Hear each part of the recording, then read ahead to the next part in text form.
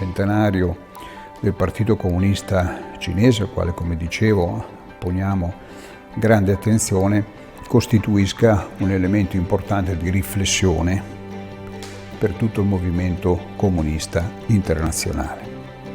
In questo senso, quindi, siamo assolutamente convinti che ci sono tutte le condizioni perché da questo centenario emergano ulteriori impulsi per proseguire in questa direzione. Noi crediamo che attraverso il ruolo del Partito Comunista Cinese si stia offrendo un livello alto, significativo, un riferimento sul terreno della governance, quella che tanti ritenevano una sfida impossibile affrancare dalla povertà milioni di persone, si è dimostrata di fatto una possibilità, si è concretizzata. Questo grazie alla governance del Partito Comunista Cinese, agli sforzi che sono stati compiuti in questa direzione in un così breve lasso di tempo, 8 anni appunto.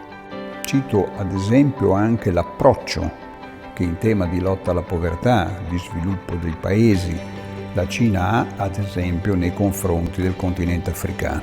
La Cina investe tantissimo in quel continente, ma lo fa a sostegno dell'infrastrutturazione di quelle realtà per metterle nelle condizioni di poter aumentare la propria capacità produttiva, le proprie esportazioni, quindi a sostegno di un'idea forte di sviluppo. Credo che vada sottolineato il fatto che la Cina ha affrontato la questione della pandemia da Covid-19 con un approccio solidale, di collaborazione nei confronti degli altri paesi. La gestione della pandemia da Covid-19 da parte della Cina, sotto la guida del Partito Comunista Cinese, si sia dimostrata determinata, efficace, al punto che oggi la Cina è riuscita a dare una risposta con la quale invece si dibattono tanti altri paesi, compreso il nostro. Noi consideriamo che sia la risposta necessaria da dare alle grandi sfide che investono il pianeta.